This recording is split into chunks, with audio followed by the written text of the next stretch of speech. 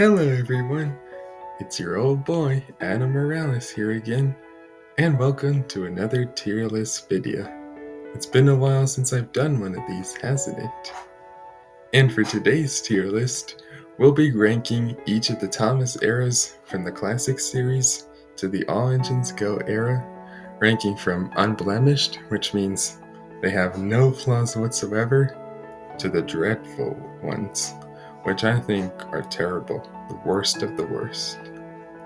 And instead of going from the classic series to the AEG model, we'll be doing that backwards. To start off, let's go with the All Engines Go era. I heard a lot of people complain about that because the characters were out of character, they changed some of the character designs, the lack of humans, and now kid actors were voicing characters like Thomas, Diesel, Percy, Mia, to name a few. But I'll admit, it did have some positives here and there, like Neil Crone returning his role as Gordon for the US dub of the show, including Eddie Glenn for Toby. And I also heard people complain about the show for its cartooniness, because to quote Ramafool, realism was an important aspect of Thomas, something along those lines. And I agree with him on that, because realism is what made Thomas stand out as a show. I'm putting this era as dreadful, terrible. And I'm sure that this is a no-brainer, especially for a lot of you Thomas fans. But let's move on. I was gonna say something else. On to the Big World Big Adventures era, or BWABA for short. I'll be honest, I haven't seen an entire lot of this era, but I have seen a lot of this era when it aired on Netflix. And I gotta say, I can definitely say that this era was better than the All Engines Go era. But I'm sure a lot of you guys know, because they still had the old character models. It did have some bouncing here and there, but the characters didn't exactly jump off the tracks and turn 360 degrees. Like stuff like that. The engines didn't do it in that era. But of course, besides the bouncing, it also had dream sequences, which, like Trevor Davis said, they did that to feel the runtime. But I'm sure we can agree that not all the dream sequences were bad. Like, say, the Free the Roads dream sequence, the one that had Bulgy and Birdie, as well as that Hunt the Car or Hunt the Truck episode. Examples like that. They actually had a purpose in the episode than just fill the episode's runtime. But other than that, I think it's ordinary or average, because it's definitely better than the All Engines Go model. The All Engines Go era, but it's not entirely the best one. Let's just say that. Okay, now we're getting into the good stuff. Let's go over the Andrew Brenner era, or the Renaissance era, as fans call it. I remember seeing a good portion of these episodes, particularly season 17 and 18. I thought those seasons were the best ones because a lot of the cast members from the Nitrogen or Sharon Miller era, whichever one you like to call, came back for this era. Like Martin Sherman, who voiced Thomas, and Percy and Diesel. But of course, I feel like seasons 19 to 21, they did have its good episodes, but I feel like 17 through 18 is the best one, at least for me, because it started to feel more like classic Thomas. And they had more railway realism instead of how the Big World Big Adventures did where they were bouncing. So I'm gonna put that one in outstanding.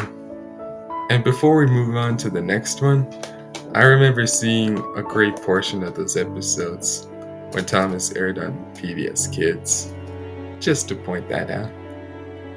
On with the next era, the Nitrogen era, or the Sharon Miller era. A lot of people consider this a bad era because of the 3 strikes you're out formula and the alliteration and rhyming. And I can understand that because Thomas did have its rhyming, like in The Sad Story of Henry, but they didn't do it like too much. But I'll be honest, I think that this one was good. But before the Andrew Brenner era came out, I was secretly kinda getting tired about this, but I think that the Nitrogen era was good because, like the Andrew Brenner era or the Renaissance era, I think that because it still had the railway realism, and it had great cast members like Martin Sherman, Carrie Shield, and Keith Wickham, to name a few. So for that, I'm putting that as solid. And people consider the Nitrogen era to be a better one than Bubba because it didn't have too much cartooniness and things that an engine shouldn't be doing. Though I can see its flaws, like the 3 strikes you're out formula and the rhyming, as I stated before. Sorry if I'm repeating myself. On with the next one, which is the Hit era. After Hit Entertainment purchased the Thomas brand in either 2002 or 2003, I'm not sure. That's when they took over the brand, and a lot of the cast members left, like the original composers Mike O'Donnell and Junior Campbell, and director David Midden, as well as Britt Allcroft. And Steve Asquith, who worked on the show ever since season 1, he took over David Midden's direction as the director for the show. And the way how they watered down Thomas, like simple storylines, a simple vocabulary, and they tried to make the story seem the same, which they thought that that the era didn't go over too well, since from the classic era, which we'll get to later. But in my honest opinion, I enjoyed the Hit era despite its flaws, because before they went into CGI, they still used the models. Sure, they did use CGI animation for season 12, but at least it was still model work. And they still had the narrators, Michael Brandon and Michael Angelis. So for that, I'm also putting this era as solid. If I had to pick one or the other from Nitrogen or Hit era, I would choose the Hit era because the stories were different from each other, like Edward the Great, since that's another way of the story of the tortoise and the hare, and Percy's New Whistle, where he learns to only call for help when he needs it, like The Boy Who Cried Wolf. It's like some examples like that. Okay, on to the best era in my opinion, and I'm sure you guys can agree on this one too. The classic season. Seasons 1 to 7. Yes, seasons 1 to 7. The season that started the whole show. It had a lot of narrators for this one, and great model work. And that was because that season they adapted a lot of the stories from the Reverend W. Awdry.